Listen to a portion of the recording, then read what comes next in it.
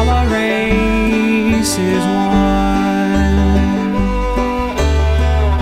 will I still be your friend? 'Cause promises don't end. Just greet the break of day and let my ashes fly away.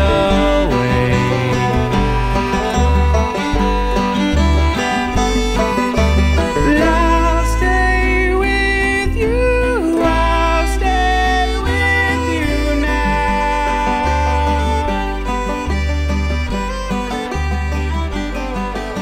'Cause I don't want you to be lonely now.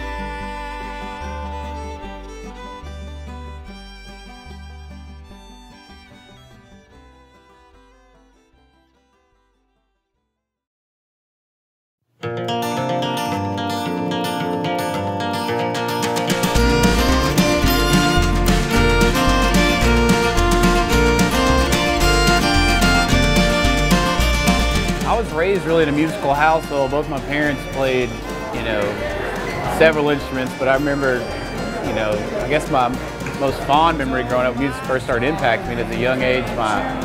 My mom would play piano and my dad would play piano and sing along a lot of old church hymns and whatever tunes they had. And so I've always been around music growing up. I mean, day one really. My parents sang to me all the time growing up, and started playing guitar probably in the 8th grade, and it was an on and off again relationship until high school, and then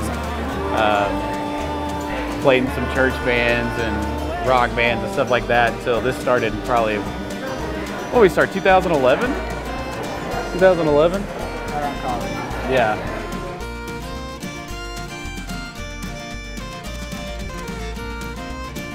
Yeah, I started out actually playing mandolin on the first album. I recorded all the mandolin tracks and kind of collaborated with the fiddle player on that album and got some really good melodies out of it. And then found out, whoa, well, you play the upright bass in the orchestra and the jazz band. That's kind of a really big step in our sound as a string band, because we don't always have drums. We have drums on our album, but when we play live, you might see us with just all string instruments, and that's just kind of an aesthetic that the Bible Belt Boys bring to a live audience. Is this very warm sound of the strings vibrating against the wood of an instrument. I started playing music in church with my grandpa. I showed interest in playing guitar, and my dad had one in his closet that he gave me. He bought whenever he was a kid and never played it. I picked it up, my cousin showed me GCD, and I started writing songs. I would visit my grandpa at church and they would just throw me on stage and, play. So I'd have to keep up and try to figure out what key and what chords they're playing, and that I attribute that, to actually developing a musical ear, which is completely paramount to where I am now. So thanks, Grandpa.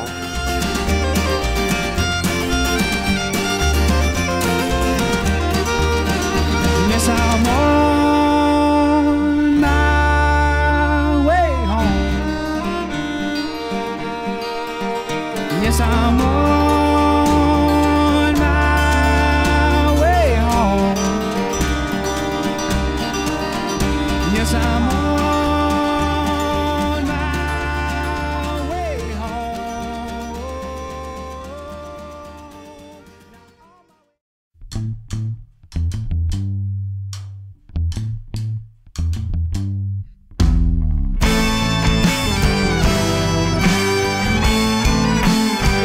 Matt and I were in a band called Sleep Danger in college, and I graduated college and moved here, and that summer, like 2011, I started playing a lot more acoustic, and a couple of friends of mine brought a banjo out, and Matt had a mandolin and guitar and banjo, and we just started kind of going from there, with ideas I had, and it just kind of grew from there at this lake house out on Lake Catherine one summer, and then ideas grew into songs, and songs grew into set lists, and then that's kind of where Bible Belt Boys was born, really, out on the lake.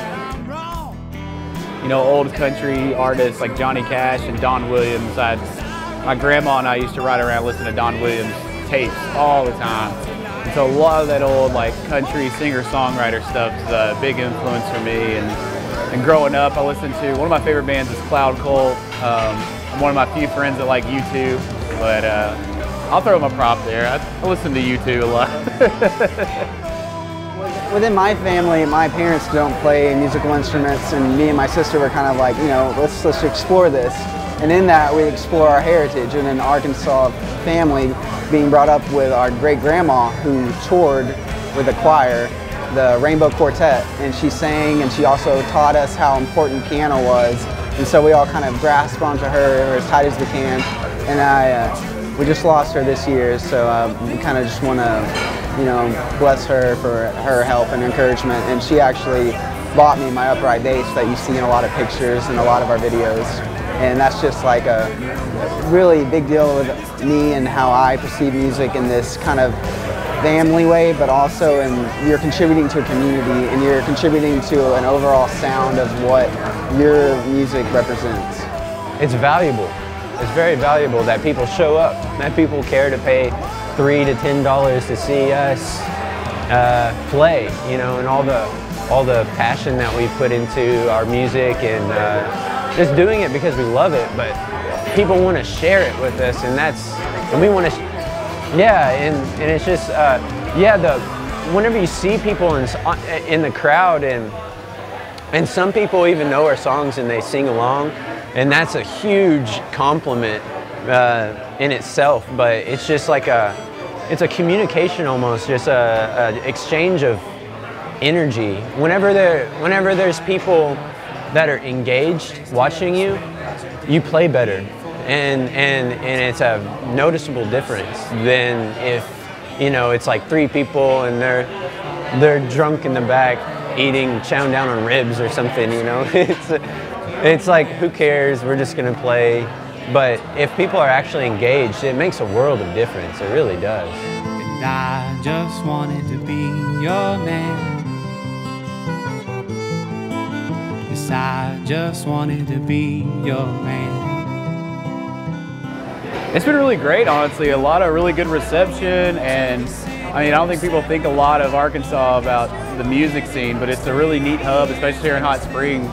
A lot of talented people here doing a lot of different stuff, and we've gotten to play with a lot of those people and be influenced by them, and you know, share time and drinks with them. And but it's a good place to launch off because you can drive so many places from here. You've got Little Rock and Fayetteville. You can go all through Texas and Louisiana and Tennessee, and still, you know, live in Hot Springs where the rent's cheap and the water's hot. Yeah.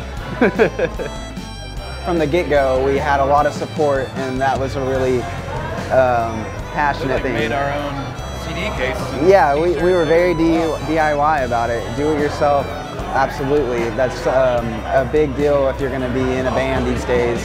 The current future of music scenes are everywhere. I feel like it is getting very locally supported, and I feel like it's very important to have that backing behind your music.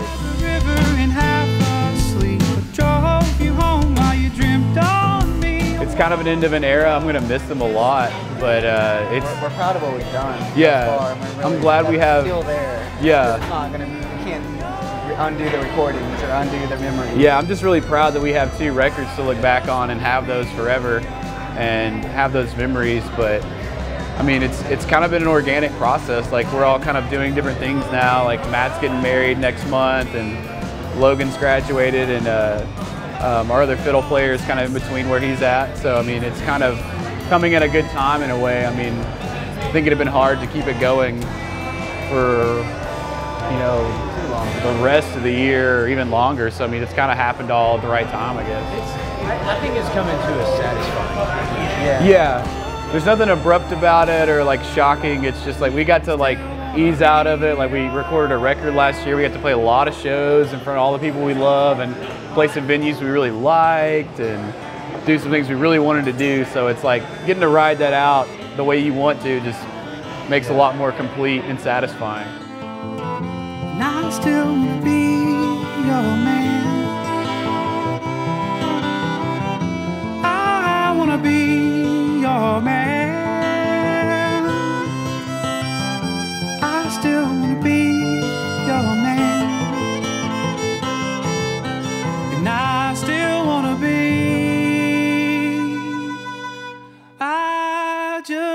wanna be your man.